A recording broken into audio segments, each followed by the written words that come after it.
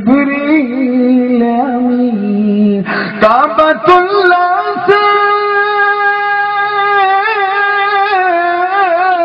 کعبۃ اللہ سے چلے ساتھ میں جبریل امین ارے بعد سدرا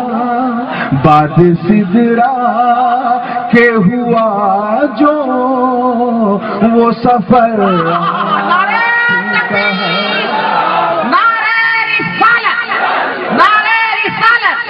سنیوں کا شعر بعد سدرا کہ ہوا جو وہ سفر آپ کا ہے سب کو مل جائے پناہ وہ نگر اور یہ حاصل کلام شعر ہے ارشاد ہو رہا ہے کہ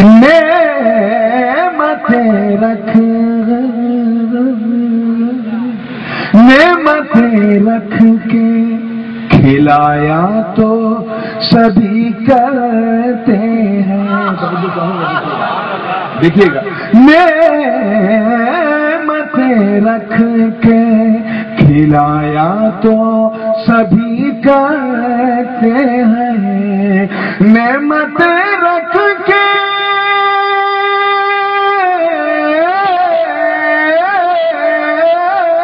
نعمتیں رکھ کے کھلایا تو سبھی کرتے ہیں فاقہ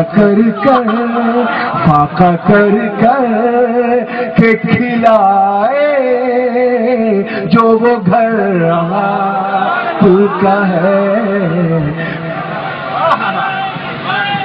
یا رسول اللہ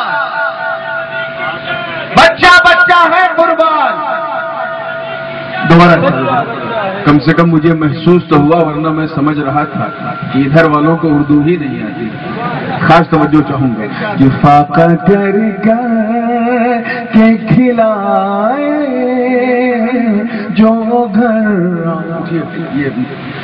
فاقہ کر کے کھلائے جو گھر آپ کا سب کو مل جائے پناہ وہ نگر اور یہ شعر مجھے بہت عزیز ہے بہت پیارا شعر ہے خاص توجہ چاہوں گا مارکہ کربلا کو ذہن میں رکھیں اور امام حسین کی شہادت کو توجہ چاہوں گا کہ دین کے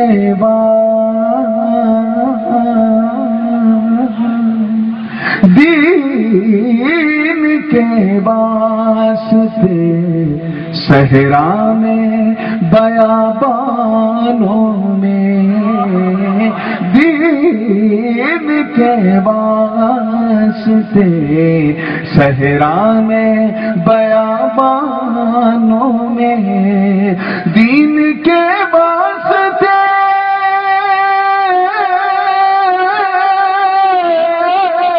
دین کے واسطے صحرا میں بیابانوں میں ارے اپنے کنبے کو لٹا دے وہ جگر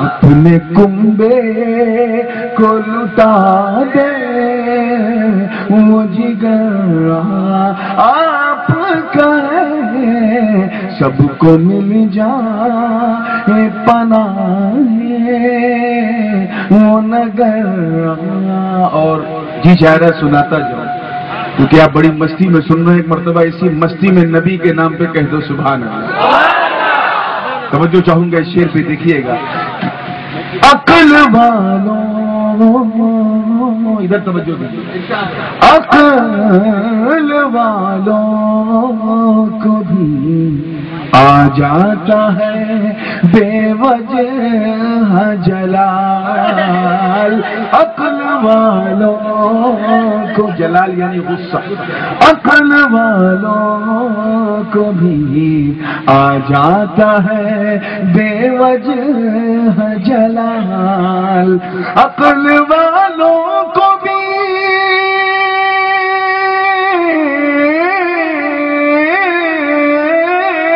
عقل والوں کو بھی آ جاتا ہے بے وجہ جلال۔ ارے گالیاں سن کے دعا دے نہ ہنر کا ہے، گالیاں سن کے دعا دے نہ ہنر۔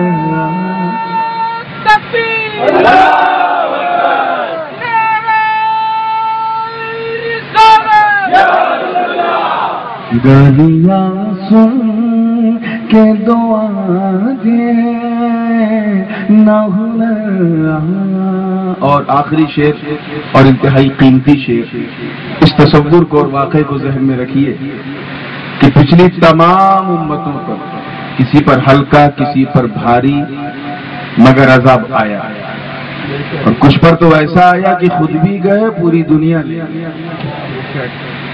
یہ آخری امت پر کس کا کرم ہے، کس کی رحمت کا سایہ ہے کہ سونامی آ جاتی ہے، بھوکمپ آ جاتا ہے، سب کچھ آتا ہے مگر عذاب نہیں آتا۔ آسمان سے پتھر نہیں گرے، آگ کے شعلے نہیں برسے، انسانوں کو بندر نہیں بنایا گیا، ایسا کچھ نہیں ہوا۔ کس کی رحمت نے سنبھالا ہے، خاص توجہ چاہوں گا، شعر دیکھیے گا۔ ان کی رحمت نے سنبھالا ہے جہاں والوں کو۔ ادھر والے بالکل مون دھارن نہ کرو، ہے نا، رمضان آ رہا ہے، ابھی جتنی مستی میں بولو گے رمضان انشاءاللہ قیامت کے دن اتنی مستی میں بلوائے گا۔ ان کی رحمت نے سنبھالا ہے جہاں والوں کو، ان کی رحمت نے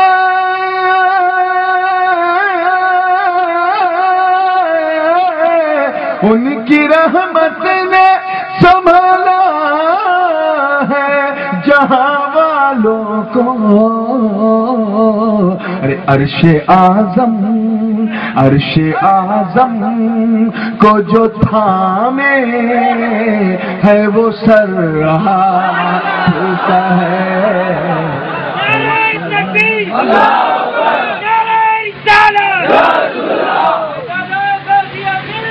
عرش اعظم کو جو تھامے ہے وہ سر آپ کا ہے، بھیک پاتے ہیں جہاں لوگ وہ در۔ اور مقطع کا شعر ہے، خاص توجہ چاہوں گا کہ اپنی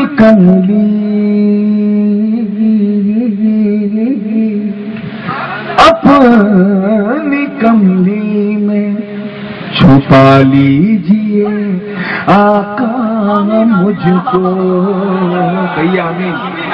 اپنی کملی میں چھپا لیجیے آقا مجھ کو، اپنی کملی میں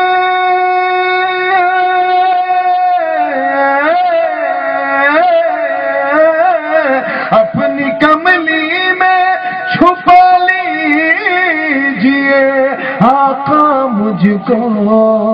ارے نور مانا کہ گنہگار مگر کا ہے، نور مانا کہ گنہگار مگر آپ کا ہے، سب کو مل جائے پناہ وہ نگر آپ کا ہے۔ جھوم کے درود پاک پڑھنے اللہ۔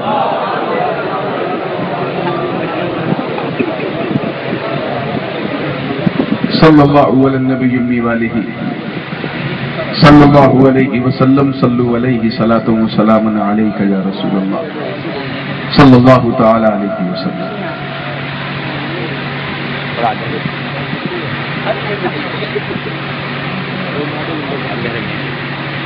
कुरान मुकद्दस का 27वां पारा है, सूरह ज़ारियात शरीफ की एक इंतहाई मशहूर व मारूफ आए करीमा की तिलावत का शरफ हासिल किया।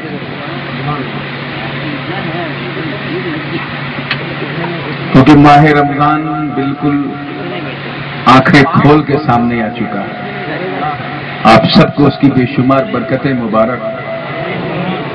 मैं सोच रहा था क्या बोला जाए क्या ना बोला जाए, और स्टेज पे चढ़ते चढ़ते याद आ गया इबादत का महीना आ रहा है, इबादत ही में बोला जाए। रब ताला का इरशादे वाला शान का, और तर्जमा जरा गौर से सुनिएगा ताकि फिर किसी तर्जमानी की जरूरत ना पड़े। अल्लाह की मेहरबानी होगी तो रात चाहे जितनी बूढ़ी हो समझने में आसानी होगी। वैसे तो यहाँ ऐसे लोग नहीं नजर आ रहे, मगर फिर भी जब आपको समझने में आसानी होगी तो उन्हें बहकाने में बड़ी परेशानी होगी।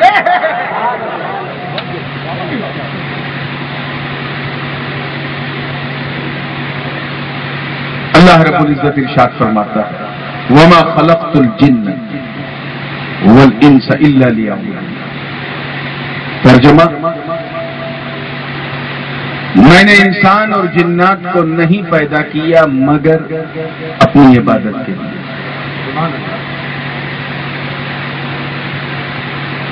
यानी इंसान और जिन्नात को मैंने अपनी इबादत के लिए ही पैदा किया।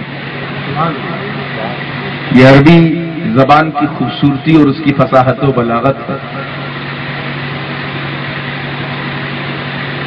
खासकर जुमले फेलिया में जब माए नाफिया पहले दाखिल होता है और उसके बाद इल्ला का हस्र हो तो वो हस्र इफादे हस्र एक मजबूती पैदा फरमा देता है।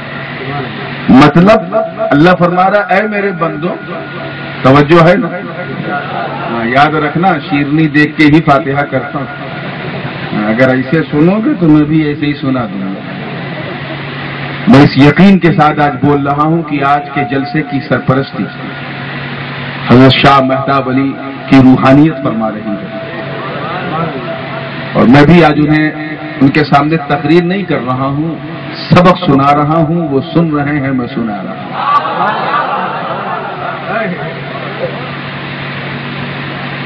मैंने इंसान और जिन्नात को अपनी इबादत के लिए ही पैदा किया, यानी हमारी रचना का और कोई दूसरा मकसद नहीं है, सिर्फ एक मकसद है, और वो ये है कि किसी दूजे की नहीं, सिर्फ रब की पूजा करना। बात समझ में आ रही है ना? अल्लाह पाक का करोड़ा शुक्र है, उसका करम है, उसका एहसान है कि उसने हमें इंसान बनाया। क्या बनाया? कादिर मुतलक है। हमें जानवर बना देता, कुत्ता बना देता, बिल्ली बना देता, कुछ भी बना देता, हम क्या कर लेते, मगर उसका फजल है कि उसने लक़द कर्रमना बनी आदम का ताज और करम बालाए करम देखो कि सिर्फ इंसान ही नहीं मुसलमान बनाया। और उस पर करम जब अपने चरम पे पहुंचा तो नतीजा क्या निकला कि सिर्फ मुसलमान ही नहीं बल्कि गुलामे हबीबे रहमान बनाया। इन्हें किसी और नबी का उम्मती नहीं बनाया, उस नबी का उम्मती बनाया जिसके सदक़े में जहान बनाया। ये तो बाहर वालों की बात हो गई। अगर मैं घर वालों की बात करूं तो खास कर्म ये है कि अपने नबी के बच्चों को अपने नबी की संतान बनाया, यानी फातिमा के बच्चों को अपने मुस्तफा की संतान बनाया। अगर आप गौर करें और इमेजिन करें, इस चीज को महसूस करें, तो آپ گن نہیں پائیں گے اللہ نے آپ کے لیے کیا کیا بنایا. وَإِن تَعُدُّوا نِعْمَتَ اللَّهِ لَا تُحْصُوهَا. اگر تم اللہ کی نعمتوں کو شمار کرو تو بچپن سے 55 تک عمر پہنچ جائے گی, نہیں گن پاؤ گے. اس نے یہ زمین بنائی. میں سیدھے اب آ رہا ہوں کیونکہ میں دیکھ رہا ہوں رات بڑھ چکی ہے اور بات بھی کافی بڑھ چکی ہے. اس لیے وہ کہتے ہیں نا, اکثر میں بولتا ہوں میں ایکسپریس وے پہ آ رہا ہوں, کسی پتلی گلی یا لوپ لائن میں نہیں جاؤں گا, سیدھے آ رہا ہوں. اس لیے کوشش کیجئے گا اب کوئی جملہ پھسلنے نہ پڑے, کیونکہ اگر کچھ پھسل گیا تو بہت کچھ اچھل جائے گا. اور کبھی کبھی آدھا سنا نہ سننے سے زیادہ ڈینجر ہوتا ہے. تو سننے والے سنی نہ بننا, سنت والے سنی بن کے سننا. سبحان اللہ سبحان اللہ.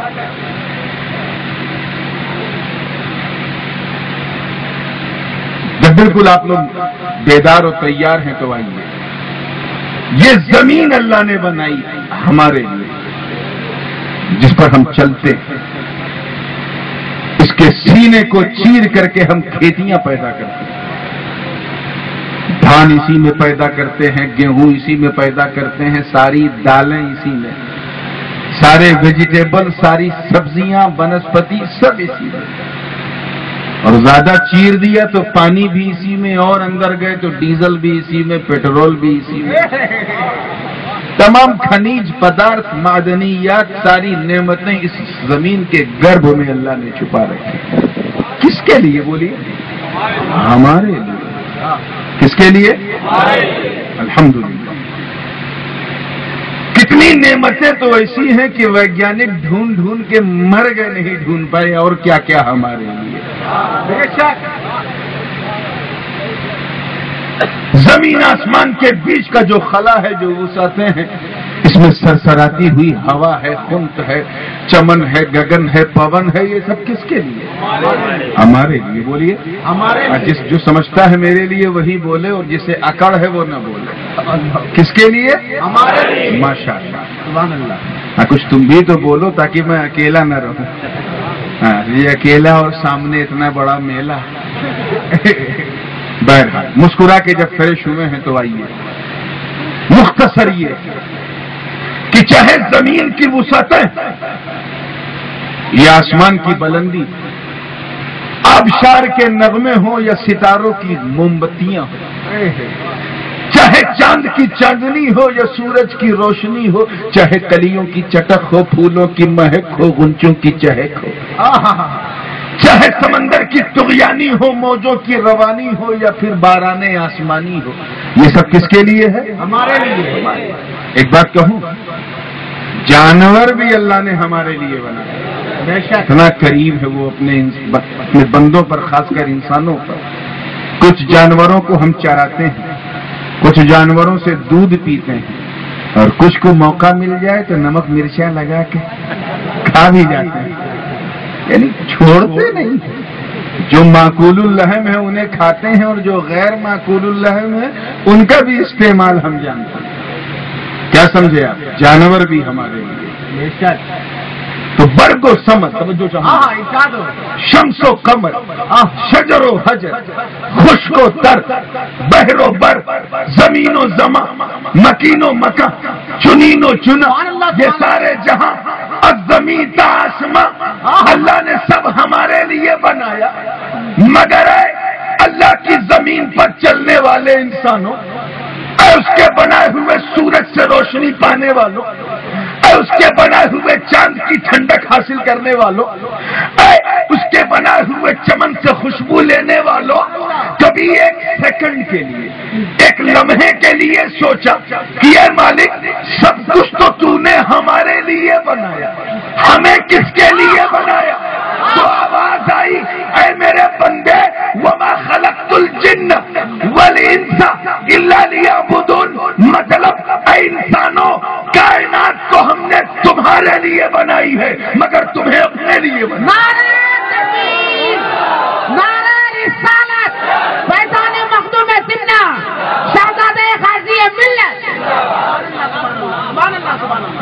ہم نے تمہیں اپنے لیے. بول دو بھائی, اپنے لیے بنایا ہے تاکہ تم میری عبادت کرو، کسی اور کی نہ کرو۔ میں نے ناک تمہاری بنائی، آنکھ تمہاری بنائی، کان تمہارا بنایا، زبان بنائی، ہاتھ بنایا، پیر بنایا، ناک بنایا، کسی اور کے لیے نہیں، اس لیے تاکہ تم میری عبادت کرو، سبحان اللہ، میری پوجا کرو، کسی اور کی نہیں، صرف میری ہی بارگاہ میں وندنا کرو، مجھ ہی سے ہاتھ جوڑ کے پرارتھنا کرو۔ میں ہی پوجا کے یوگی ہوں، میں ہی اننت ہوں، میں ہی نراکار ہوں، میں ہی اسیمت ہوں، میں ہی کڑکڑ میں ودیاوان ہوں، میں ہی ہر جگہ وراجمان ہوں، میں ہی سب کا رحمان ہوں، میری ہی عبادت کرو۔ بات سمجھ میں آ رہی ہے؟ سبحان اللہ۔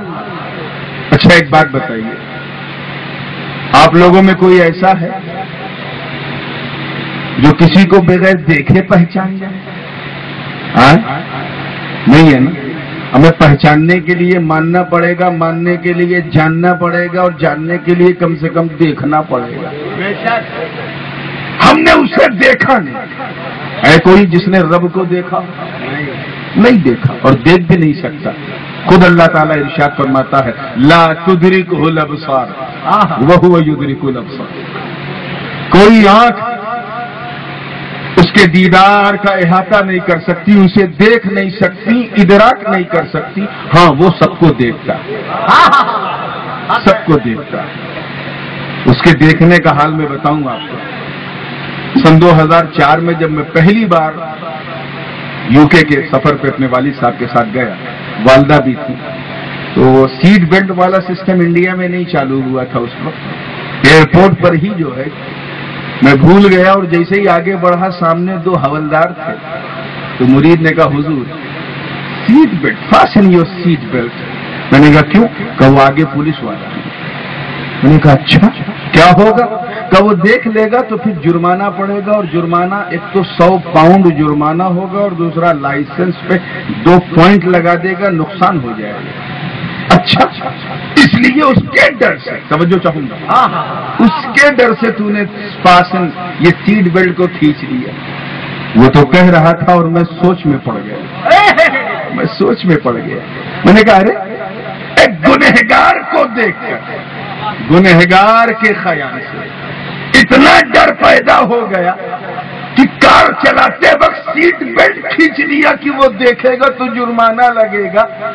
ارے انسانوں، مسلمانوں، کبھی ایک سیکنڈ کے لیے سوچا کہ جب تم اپنے ہاتھ سے شراب کی بوتل چھوتے ہو، ہمیں کوئی دیکھے نہ دیکھے، رحمان دیکھ رہا ہے۔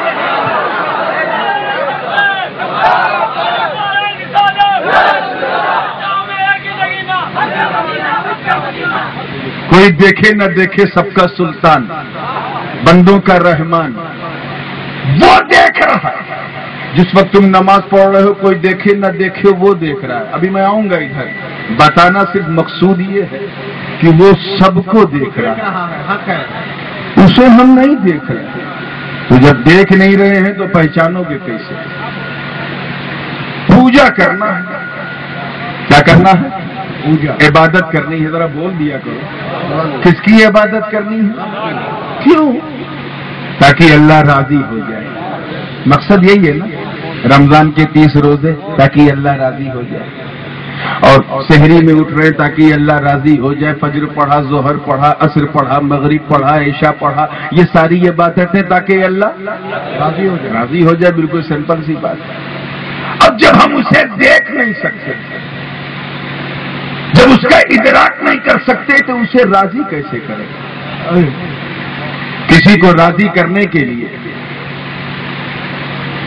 کسی کو راضی کرنے کے لیے آپ کے پاس 2 بہترین آپشن۔ جیسے ایک صاحب نے مجھے، فرض کیجئے ہمارے قمر بھائی جن کے معرفت میں حاضر ہوا، مجھے دعوت دیں دوپہر کی اور مجھ سے نہ پوچھیں، اور پکا دیا اپنا مارواڑی انداز کا کھانا، اور اس میں مٹن بھی ہے، چکن بھی ہے، اور نہ جانے کتنی نعمتیں ہیں، سامنے بریانی ہے، بریانی سامنے تھی، ادھر بریانی تھی، ادھر پریشانی تھی۔ کیوں؟ کھانا خراب نہیں تھا، اچھا تھا، مگر میری پسند کا نہیں تھا۔ پسند کا کھانا ہوتا تو میں راضی ہو جاتا۔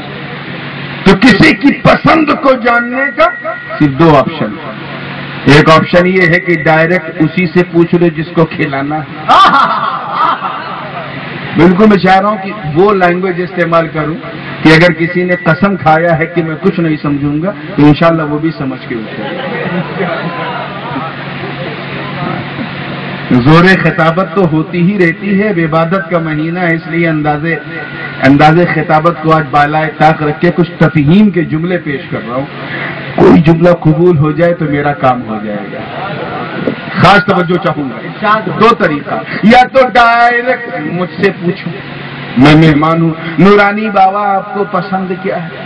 میں نے کہہ دیا بابا اگر مجھے پسند، میری پسند جاننا چاہتے ہو تو دال بنا دینا بہترین، اور پنجابی تڑکا ہو، اس میں روٹی ہو، روٹی میں گھی نہ لگا ہو، سادہ چاول ہو، سبزی ہو، اور اگر گوشت مٹن کھلائے بغیر سکون نہیں ہے تو کچھ سوکھا سوکھا بنا دینا، کھا لوں گا. میں گیا پہنچا، اپنے پسند کا کھانا دیکھا تو ایسا لگا جیسے عید سے پہلے عید آئی. کیوں؟ کیونکہ آئٹم پسند کا تھا. اور ایک طریقہ اور ہے کسی کے پسند کو جاننے کا کہ ڈائریکٹ اگر نہیں پوچھ سکتے، ڈر لگتی ہے، بہت سے لوگ ڈر جاتے ہیں، تو اس سے پوچھو جو قریب ہے. قاری صاحب آپ حضرت کے ساتھ رہتے ہیں، آپ بتائیے. قمر بھائی آپ رہتے ہیں، آپ بتائیے. وسیم آپ رہتے ہیں، آپ بتائیے. فلاں آپ رہتے ہیں، آپ بتائیے. مولانا تنویر آپ رہتے ہیں، آپ بتائیے. مولانا اسحاق آپ کو کئی جلسوں میں دیکھا، آپ بتائیے حضرت کو کیا پسند ہے. انہوں نے بتا دیا دال بنا دینا، روٹی بنا دینا، چاول بنا دینا. میں پہنچا، میں نے کہا رے اس نے مجھ سے پسند پوچھی نہیں اور بنایا میرے پسند. سمجھ میں آ رہی بات کی نہیں جی؟ تو دو طریقہ ہے مہمان کو راضی کرنے کا. یا تو مہمان سے ڈائریکٹ پوچھ لو، ڈائریکٹ، اور یا اس سے پوچھو جو مہمان کے قریب. بولو قریب بلا تشبیہ. جس طرح مہمان کو راضی کرنے کے لیے مہمان کی پسند کا جاننا ضروری ہے، اسی طرح رحمان کو راضی کرنے کے لیے رحمان کی پسند جاننا ضروری ہے. اب رحمان کی پسند ہم ڈائریکٹ پوچھ نہیں سکتے تو رحمان نے کہا بندو ارے اس سے پوچھ جو میرے قریب ہے.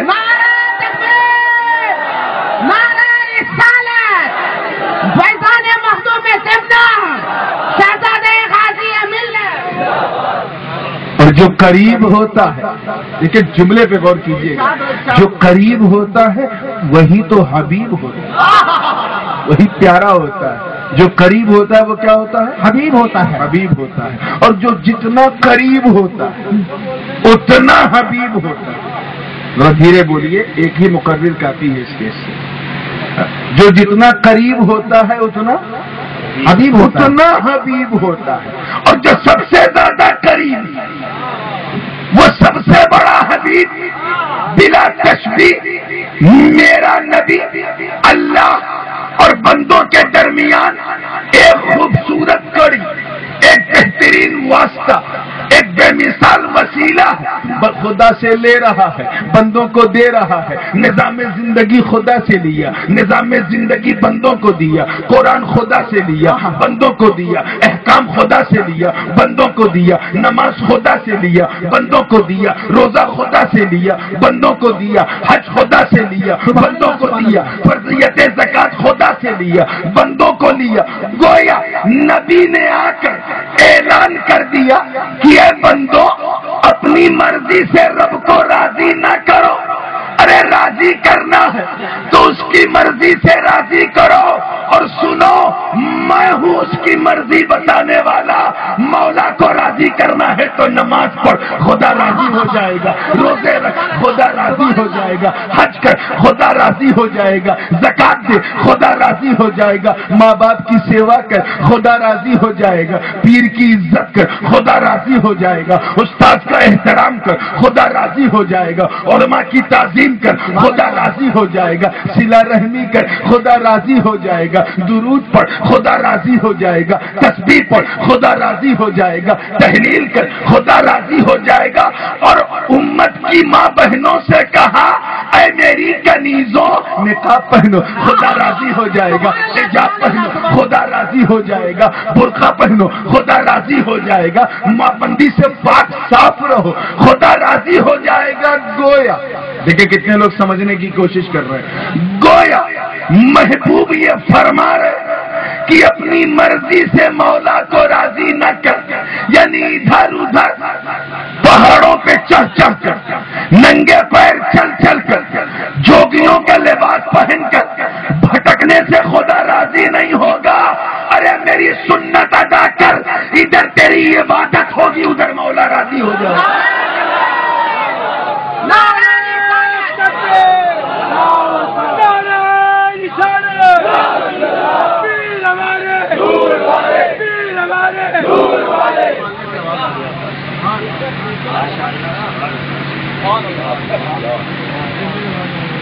اور یہ بھی بڑا ضروری تھا، پھر ذہن کو وہی لے جائے، اس کڑی کا ہونا بڑا ضروری تھا، نہیں تو سب کچھ وہیں رہ جاتا، ہم کچھ نہ سمجھ پاتے، اللہ کی پسند کیا ہے نہ جان پاتے۔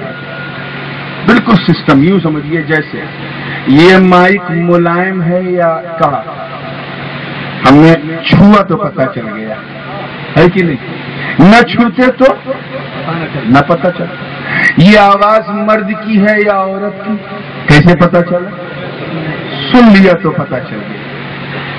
یہ رنگ نیلا ہے کہ پیلا ہے کہ کالا ہے کیسے پتہ چلا، دیکھ کے پتہ چلا۔ یہ مہ خوشبودار ہے کہ بدبودار کیسے پتہ چلا، سن کے پتہ چلا۔ یہ کھانا مارواڑی ہے کہ گجراتی ہے کہ مراٹھی ہے کیسے پتہ چلا، دیکھ کے نہیں چلتا یار، چکھ کے پتہ چلا، چکھا تو پتہ ٹیسٹ کیا، اس میں جو ہے وہ لگتا ہے باڑمیر کے بکرے کا رنگ ہے، یہ بنگال کا کی ماس بھات، یہ یو پی کی دال ہے، یہ پنجاب کی لسی ہے، چکھا تو پتہ چلا۔ So there are 5 sources of knowledge to recognize and identify anything else. کسی بھی چیز کا آپ کو اندازہ لگانا ہے تو اللہ نے ہمیں 5 اندریاں، 5 اندریاں، 5 مہان شکتیاں دی، جن کے ذریعے ہم کسی چیز کا ادراک کر سکتے ہیں۔ چھٹی کوئی چیز نہیں ہے، نہیں تو کچھ لوگوں نے عقل کا بھی اس میں اس کو کہا ہے، حالانکہ عقل جو ہے وہ مطبوع ہے، ان کی تابع، یہی چیز نہ ہو، اگر کچھ نہ ہو تو عقل اکیلی کیا کرے گی، ہے نا، ڈھکن بن جائے گا۔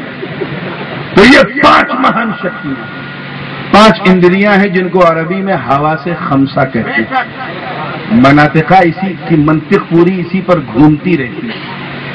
چکھ لیا تو ٹیسٹ پتہ چل گیا، دیکھ لیا تو رنگ پتہ چل گیا، سن لیا تو آواز پتہ چل گئی، چھو لیا تو وزن معلوم ہو گیا، اور سونگھ لیا تو مہک معلوم ہو گئی۔